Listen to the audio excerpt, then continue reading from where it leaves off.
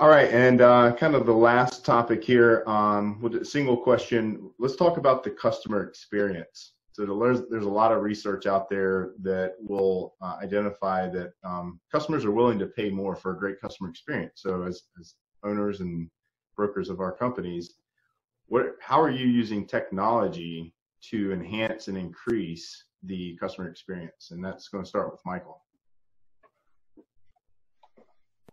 Yeah, I would say, kind of along the same line as what Philip said, we've gone to a lot of Zoom meetings recently, and we've started to use it more for even like things that we wouldn't have normally met an owner for. It's nice to put a face with the name and a face with the voice. So we started to see our owners a lot more, even though it's not necessary. It just adds kind of a personal touch. We have started it. We still believe in doing lease signings. We do have a friend assign John, but we still believe in going through the lease. I know Harry's even against that, but we think it's important. But we've started to do that virtually a lot of times now through Zoom, and then, basically, I would say Zoom has really kind of changed how we've used our business and kind of met over the course of the last 2 months, just out of necessity, but it's been a big help. Good. Philip? Honestly, it's been high touch lately. It's been same day, next day return calls, and just being really intentional about the communication and follow up. And I hate to say it, well, like that's what folks need right now. And don't get shot to the side, just extra communication. And I don't know if I'm using any tech to solve that. It's just sometimes the conversations are long and tough, but that's just it. Yeah. Andy? I think one of the criticisms automation can give you is that it depersonalizes the experience.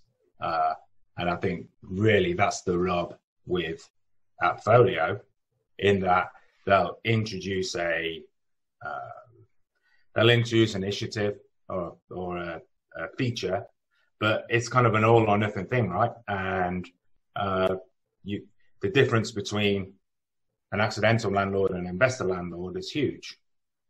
What kind of service do they expect? What service do they want from you? And if you throw everything at both different constituents, one of them is going to have a bad experience.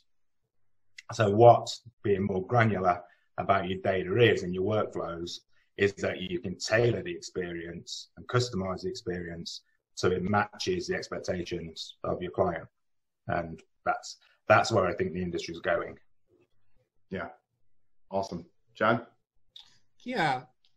So with us, and specifically with what we're doing with technology, like definitely finding ways to have that personal touch that Philip was talking about, so like if we're going to go to a property and do an inspection of it, and we're going to do a video inspection of the property, making sure that we start with the camera facing towards us, so that we can introduce ourselves. We're at your property, we're doing your inspection, and then go ahead and do the inspection, so that it actually feels like, you're communicating with them how their property is. A lot of people aren't in state, so just having that connection with your property manager, I think, adds value there.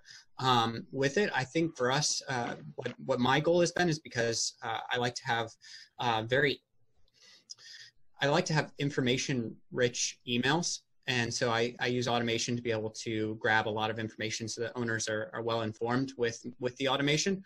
And you can do that if you have a software that's capable of it, and really tweaking the communications that you have and automate.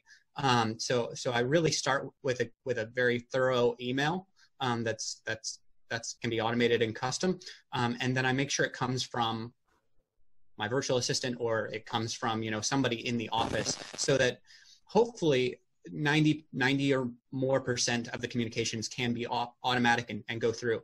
You automate as much as you can, so you can provide that personal response for those individuals that need the extra help. And so that's been my goal, is to have things automated, so I have time to create those moments, right? You have those times to create the moment with the tenant where you spend the extra time. And so everything comes from a personal email address, so that whenever you reply, you'll get somebody, right? Nothing's a do not reply email type thing. Good.